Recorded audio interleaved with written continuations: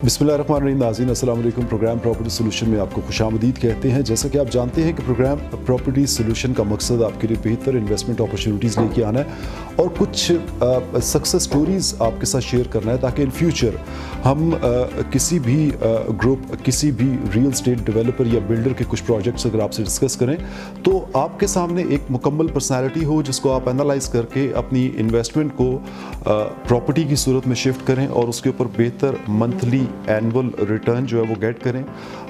आज हम मौजूद हैं टाइकॉन स्टेट एंड बिल्डर्स, यहाँ पे हम मौजूद हैं। चौधरी कैसर महमूद, मैं आपको बताता चलूँ कि रियल स्टेट का एक ऐसा नाम जो गुज़िश्ता ऑलमोस्ट 20 ईयर्स से रियल स्टेट के शोबे से वाबस्ता हैं।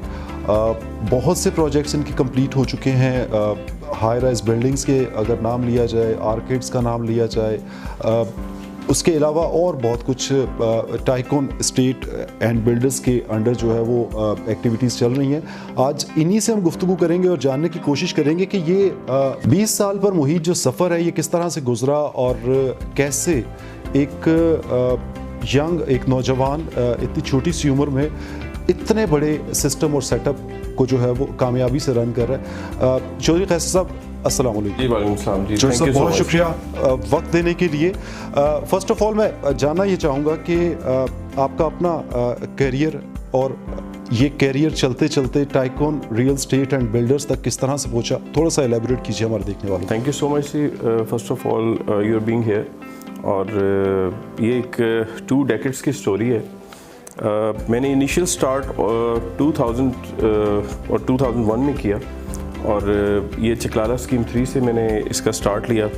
तो मेरे वालिद साहब क्योंकि वो शुरू में रियल इस्टेट से वाबस्ता थे लेकिन कोई इतने बड़े स्केल में काम नहीं कर रहे थे, तो मैंने उनको ज्वाइन किया ड्यूरिंग माय स्टडीज़ और मैं रियल इस्टेट का काम आहिस्ता आहिस्ता प्लॉट्स का, प्राइवेट लैंड का और फिर मुझे बैरिया टाउन का कुछ दोस्तों से पता चला कि बैरिया टाउन एक नया लाइफस्टाइल लेके आ रहा है, एक नई सोसाइटी है, एक नया टाउन है।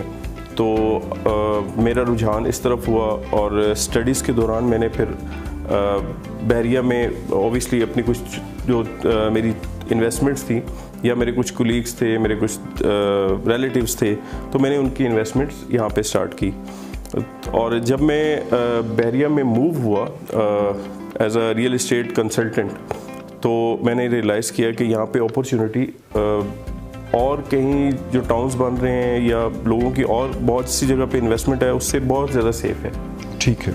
तो फिर मैं तब से जी अल्हम्दुलिल्लाह मैं एफिलिएटेड विद बैरिया। ठीक है। आपने बताया कि आपका कैरियर जो है वो जब आप अपनी एजुकेशन के पीरियड में थे उसी वक्त से, मुझे थोड़ा सा ब्रीफ कीजिएगा किस तरह से प्रॉपर्टी में आने का इत्तेफाक हुआ? क्या फैमिली की तरफ से कोई एडवाइस थी, कोई सजेशन थी या ख़ुद से एहसास ज़िम्मेदारी हुआ? ये पूछने का बेसिकली मकसद ये है कि आप अपने करियर की आज स्टेज के ऊपर हैं। I just want to know कि आपकी ज़िंदगी एक प्रोफेशनल कैरियर में किस तरह से कन्वर्ट हुई और वो किन किन मराहिल से होकर गुजरी ताकि हमारे देखने वालों में जो यूथ है, जो बच्चे हैं, जो यंगस्टर हैं, उनके लिए कोई बेहतर गाइडलाइन जो है वो हो सके। मैंने पहले भी जैसे अभी आपसे अर्ज़ किया कि मेरे वालिद साहब ये काम करते थे लेकिन बहुत लिमिटेड रिसोर्सेज के साथ और बहुत छोटे पैमाने पे उनका काम था। मैंने जब ये इनिशिएट लिया कि मैं अपनी स्टडीज़ के साथ किसी प्रोफेशन को ज्वाइन करूं तो मेरे पास बहुत सारे आइडियाज़ थे, बहुत से लोग मुझे इंस्पायर भी करते थे कि मैं बहुत सी फील्ड, ऑब्वियसली जब आप टीनेज में होते हैं तो आपको बहुत सी चीज़ें फैसिनेट करती हैं। ठीक है। लेकिन रियल इस्टेट एक ऐसी चीज़ थी क्योंकि मैं ग्रोथ देख रहा था। ऑब्वियसली जब मैं वालिद साहब के ऑफिस में होता था तो लोगों की जब मैं ग्रोथ चेक करता था तो बाकी प्रोफेशन से हट के रियल इस्टेट के अंदर ग्रोथ बहुत ज़्यादा थी। ठीक है। तो इंस्पिरेशन था वालिद साहब का, लेकिन मैं उस लेगेसी को लेके फिर आगे चला और 2011 में एक्चुअली मेरा टर्निंग पॉइंट था वो 2011-12 था। मैं प्रॉपर बैरिया के अंदर मूव हुआ। उससे पहले प्राइवेट लैंड्स और मिक्स में उसमें काम कर रहा था, प्लॉट्स का, घरों का। लेकिन 2011 में बैरियर टाउन के 12 में बैरियर टाउन के कंट्री हेड है शायद महमूद कुरैशी साहब, वो मुझे फ़र्स्ट टाइम मिले हेड ऑफिस में। तो उनसे मेरी जब डिस्कशंस हुई कि जी मैं इतने अरसे से बैरियर में स्ट्रगलिंग फेस में हूँ, ठीक है, तो उन्होंने मुझे फ़र्स्ट टाइम एक अपॉर्चुनिटी दी और ऑलमोस्ट 200 प्लॉट्स, जो मैंने कभी नेवर इमेजिन कि मुझे 200 प्लॉट्स में बाय कर सकता हूँ और सडन बहुत लिमिटेड रिसोर्सेज और बहुत लिमिटेड अमाउंट के साथ। तो वो अपॉर्चुनिटी उन्होंने मुझे दी। तो उसके बाद हमने barrier town Lahore, barrier town Karachi, barrier town Islamabad, barrier town Rawalpindi, till आज तक कोई ऐसा प्रोजेक्ट बैरियर का नहीं है जिसमें हमने पार्टिसिपेट ना किया हो और एक अच्छे लेवल पे। फिर हम एफिलिएट इस तरह हो गए कि बैरियर ऑब्वियसली हमने बचपन बहुत स्ट्रगल थी।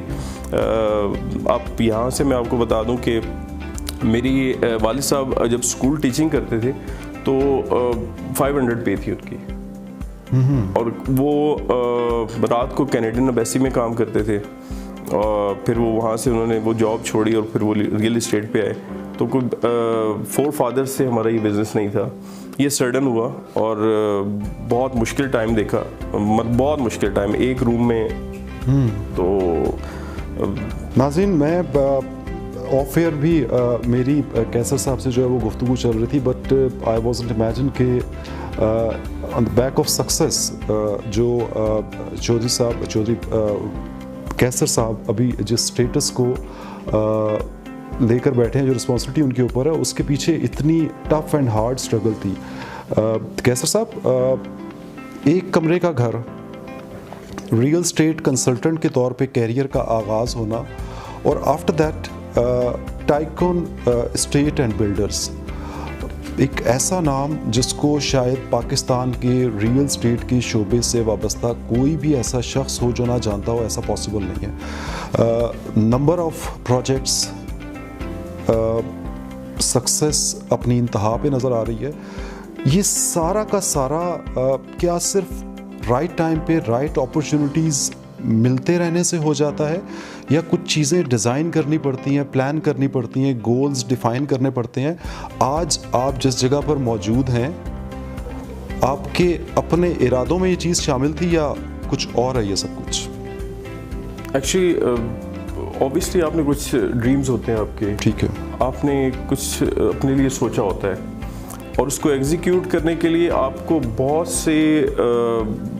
से लोग आपके साथ होते हैं। अगर सपोज अगर कोई बंदा कहे, कोई भी इंडिविजुअल, कि ये मेरी सक्सेस स्टोरी, ये सिर्फ मेरी स्टोरी है, मैं आज जहाँ पे भी हूँ मैं अपनी वजह से हूँ, तो ऐसा होता नहीं है। बहुत से लोग आपके साथ शामिल होते हैं, उनमें आपके पेरेंट्स, उनमें आपके फ्रेंड्स, उसमें आपके टीचर्स, और बहुत से लोग आपको सिखाने वाले होते हैं, बहुत से लोग आपको बताने वाले होते हैं। जैसे अभी आप मेरे सामने है, लेकिन आपके साथ और बहुत से लोग हैं जो नज़र नहीं आ रहे। डेफिनेटली वो एक सक्सेस स्टोरी में ऑब्वियसली बहुत से ऐसे लोग होते हैं जो नज़र नहीं आ रहे होते, तो वो आपको वर्कअप करते हैं, वो आपको आगे लेके चलते हैं।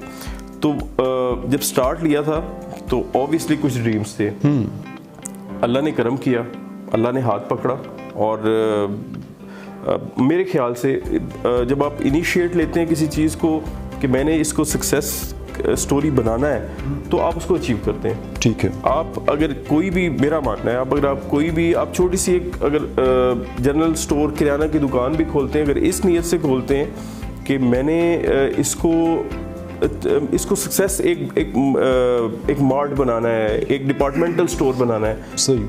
अगर दूसरी साइड पे आप ये सोचते हैं कि यार अगर चल गया तो ठीक, नहीं तो बंद कर दूंगा, तो अगर आपकी थिंकिंग ये है कि आप उसको ये सोच रहे हैं कि मैं इसको बंद कर दूंगा, तो वापसी के रास्ते का ख्याल आपके जहन में हो तो नहीं हो सकता ऑब्वियसली। ठीक है, तो आप फिर उस हर स्टेप में आगे जाते हैं। ठीक है, फिर बहुत से लोग आपको आगे लेके चलते हैं जो आपके साथ जुड़ जाते हैं। ठीक। अनफॉर्चुनेटली या फॉर्चुनेटली जब आपको सक्सेस की तरफ जा रहे होते हैं तो फिर तो खैर वैसे बहुत से लोग अटैच हो जाते हैं, वो आपकी प्रोग्रेस देख रहे होते हैं, वो आपको बाहर से बैठ के आपके एनालिसिस कर रहे होते हैं। तो वो भी ऑब्वियसली वो हम उनको इन्वेस्टर्स कहते हैं, लेकिन वो हर एक सक्सेसफुल स्टोरी के साथ ठीक है, एक इन्वेस्टर का होना बहुत ज़रूरी है। ठीक है, तो वो तभी होता है कि जब आप की ग्रोथ बहुत अच्छी हो रही हो। मैं टाइकून स्टेट एंड बिल्डर्स की जानिब बढ़ूं, बट उससे पहले मैं एक क्वेश्चन आपसे करना चाहूँगा। मुझे ये बताइए कि एक सक्सेसफुल इंसान, आप अपने एक्सपीरियंसेस की रोशनी में अपने पूरे के पूरे लाइफ साइकिल को देखते हुए मुझे बताइए कि हार्ड वर्क पे बैक करता है ज़्यादा या लक का बहुत ज़्यादा अमल दखल होता है इंसान की सक्सेस में? देखिए, जहाँ तक हार्ड वर्क है तो ऑब्वियसली आप घर से निकल के कुछ एफर्ट करते हैं तो लक ऑब्वियसली आपके साथ होती है। लेकिन अगर आप मुझे कहें कि आप इन दोनों में से कितने मार्क्स देंगे लक को और कितने देंगे हार्ड वर्क को, तो I think 30% for hard work and 70% for your luck. और लक के लिए जो है वो आई थिंक आपके जो सराउंडिंग में लोग हैं जिनमें मैंने आपको कहा कि माँ बाप की दुआएं और जो आपके जो दोस्त हैं वो जो आपको साथ लेके चलते हैं, तो उनकी भी लक। और फिर एक और मैं इसमें ऐड करूँगा कि आपके जो साथ लोग काम करने वाले हैं वो आपके पीएन से लेके, तो अगर आपके कोई पार्टनर है वहाँ तक, वो आपकी लक के अंदर, वो आपकी सक्सेस स्टोरी के अंदर वो सबसे ज़्यादा मैटर कर रहे होते हैं, क्योंकि उनकी लक आपके साथ आप ये समझ लें कि बहुत ज़रूरी है। क्योंकि आप उनको अपनी लेबर को, इवन क्योंकि हमारा प्रोजेक्ट्स का काम है, तो हम अपनी लेबर को भी अपने बच्चों की तरह लेके चलते हैं। सही कि हम, क्योंकि हम डिपेंडेंट हैं उन पे, वो हम पे डिपेंडेंट नहीं है। तो जब तक हम ये समझते हैं कि हम उनके डिपेंडेंट हैं तो हम उनकी केयर करते हैं, हम उनका ख्याल रखते हैं। तो ऑब्वियसली जब आप किसी का भी अपने बच्चों की तरह ख्याल रखेंगे तो वो आपको सक्सेस की तरफ लेके जाएगा। डेफिनेटली। कैसर साहब, मैं जानना ये चाहूँगा कि प्रॉपर्टी एक बड़ा ट्रिकी बिजनेस है। जी जी। Price fluctuation, ups and down, price benefit, annual appreciation, बहुत सी चीज़ें माइंड में चल रही होती हैं। मुझे थोड़ा सा देखने वालों के लिए मैं चाहूँगा कि आप as a CEO tycoon state and builders, आप इन्वेस्टमेंट के लिए किन फंडामेंटल्स को प्रायोरिटी के ऊपर डिफाइन करते हैं कि इन बातों का ख्याल रखना बहुत ज़्यादा, क्योंकि इन्वेस्टमेंट का बेसिक पर्पस जो है वो सक्सेस की तरफ ही इनिशिएटिव लेना होता है। आपको फाइनेंशियल बेनिफिट्स जो है वो मजबूर करते हैं कि आप इन्वेस्टमेंट की जानिब जो है वो कदम बढ़ाएं। देखिए, कोई भी इंसान जब रियल एस्टेट की जब हम बात करते हैं तो उसकी इन्वेस्टमेंट ऑब्वियसली हर बंदा जब इस प्रोफेशन में आता है या इसमें इन्वेस्टमेंट का सोच रहा होता है तो उसके लिए सबसे पहले उसके जहन में ये बात आती है कि यार मैं जो लोकेशन है उसकी सिलेक्शन। ठीक है। तो सपोज हमारी फील्ड में जो लोकेशन है वो मैटर करती है आपकी एनुअल ग्रोथ पे, आपकी एप्रिसिएशन पे और आपकी रीसेल वैल्यू में। तो यहाँ पे जब प्लॉट्स, क्योंकि हमारे सब कॉन्टिनेंट में तो नहीं, सपोज मैं कहूँगा कि रावलपिंडी, इस्लामाबाद, ट्विन सिटीज़ में अपार्टमेंट बिल्डिंग का कोई इतना ज़्यादा लोग उसको रुझान नहीं था, लोग उस तरफ नहीं आते थे, कमर्शियल की तरफ थोड़ा था। तो प्लॉट्स की बाइंग एंड सेलिंग बहुत ज़्यादा होती थी। तो लोग मैक्सिमम किसी भी सोसाइटी के अंदर वो कोशिश करते थे कि कॉर्नर प्लॉट हो जाए, पार्क फेस हो जाए, बुलेवार्ड हो जाए, back open, height, waste open. तो ये कैटेगरी इसमें जो अच्छा क्लाइंट था और जो अच्छा इन्वेस्टमेंट था और जो अच्छा कंसल्टेंट था वो लोगों को बताता था, और आज भी उनकी डिमांड है और वो है।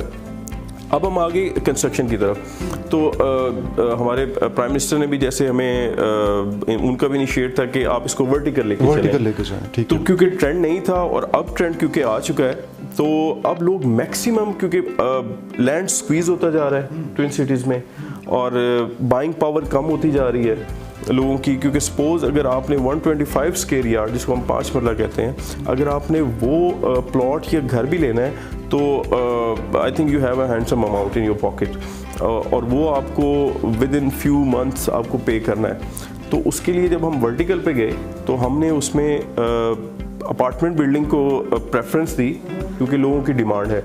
ठीक है। अब अगर कोई इन्वेस्टमेंट है तो मेरे पॉइंट ऑफ व्यू से वो सिर्फ आपके लिए हाई राइज बिल्डिंग में दी। मैं चाहूँगा कि थोड़ा सा टाइकून स्टेट एंड बिल्डर्स का इंट्रोडक्शन दीजिए और देन आफ्टर मैं मुख्तसरन जानना चाहूँगा कि कौन कौन से प्रोजेक्ट्स आपके पाइपलाइन में हैं, कौन कौन से प्रोजेक्ट्स हैंड ओवर हो चुके हैं, थोड़ा सा ब्रीफ कीजिए प्लीज़। जी, अभी टाइकॉन स्टेट एंड बिल्डर ये हमारा स्टार्ट हुआ था 2011 में। ठीक है। प्रॉपर्टी में तो मैं लास्ट 2 डेकेड से हूँ, लेकिन लास्ट 1 डेकेड से हमारा टाइकॉन स्टेट एंड बिल्डर हमने इसके थ्रू काम शुरू किया। कंस्ट्रक्शन में ऑलमोस्ट हमारे को 5वां साल है जी। इससे पहले हमारा रियल एस्टेट का काम था, एफिलिएट विद बैरिया और बल्क में जैसे लोग काम करते हैं। कंस्ट्रक्शन में अभी तक हमारा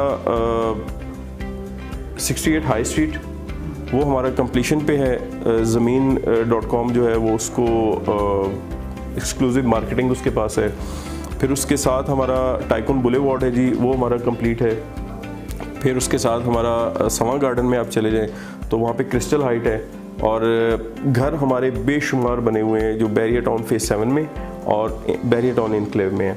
और पाइपलाइन में जो टाइकॉन की तरफ से है, जो अभी हमने लॉन्च किए हैं, उसमें हमारा टाइकॉन स्क्वायर है, उसमें हमारा टाइकॉन बुलेवार्ड 2 है, उसमें हमारा सीके टावर है, उसमें हमारा अल्फा है, उसके अंदर हमारा क्रिस्टल मॉल है इनक्लेव के अंदर। और फिर उसके बाद हमारा एक कंसोर्शियम है 4 ग्रुप्स का, वो हमारी कंपनी है V4 इंटरनेशनल, और उसके बैच के नीचे ऑलमोस्ट हमारे कुछ 4 प्रोजेक्ट्स हैं, V5, V1, V8 और V9। ठीक है। और ये काफ़ी बड़े स्केल के प्रोजेक्ट हैं। जैसे V1 का अगर मैं आपको बताऊं, ये होटल एंड अपार्टमेंट बिल्डिंग है, ग्राउंड प्लस 22, और ये ऑलमोस्ट 1 मिलियन स्क्वायर फीट की बिल्डिंग है। इसके अंदर 100% अपार्टमेंट्स हैं विद स्विमिंग पूल और जो वर्ल्ड क्लास एमिनिटीज़ हैं उसके साथ। और उसी तरह अल्फा है, वो ग्राउंड प्लस 15 है, और उसके अंदर भी वर्ल्ड क्लास एमिनिटीज़ हैं, और इसके अंदर कोई कमर्शियल नहीं है। ये 100% जो है ये रेजिडेंशियल कंपाउंड है। ठीक है। कैसर साहब, बड़ी बेहतरीन आपके साथ गुफ्तगू रही, आपको जानने का मौका मिला, और प्रॉपर्टी के हवाले से भी कुछ गुफ्तगू आपके साथ हमने की। चलते चलते कोई एक एडवाइस जो आप हमारी यूथ, हमारे नौजवानों को कोई एक पैगाम कन्वे करना चाहें जो आपके ख्याल में फंडामेंटल है टूवर्ड्स द बेटर फ्यूचर? देखिए, जब मैंने भी स्टार्ट किया था तो डेडिकेशन एंड मोटिवेशन, ठीक है, और लॉयल्टी, और उसके साथ ये कि आपकी नेक नियति माशाल्लाह जो सबसे ज़्यादा आपको आगे लेके जाती है, वो आपका लोगों के साथ बिहेव है। क्योंकि लोग सपोज मैं अगर कोई बिल्डिंग बनाता हूँ या मैं कोई किसी की कहीं इन्वेस्टमेंट कराता हूँ, तो लोग अपनी अमानत मेरे पास छोड़ के जाते हैं in shape of money, in shape of assets. तो उनको कैटर करना वो मेरी रिस्पॉन्सिबिलिटी है। तो अगर मैं नेक नियति के साथ अगर उनकी अमानतें उन तक पहुंचाता हूं in shape of shop, in shape of apartment या कोई प्लॉट है या वॉट एवर, तो आई थिंक ये एक सक्सेस है। और लोग अगर आपसे खुश हैं तो आपको बिजनेस में कोई मात नहीं दे सकता है। कैसर साहब, thank you so very much, आपने अपने कीमती वक्त से टाइम दिया।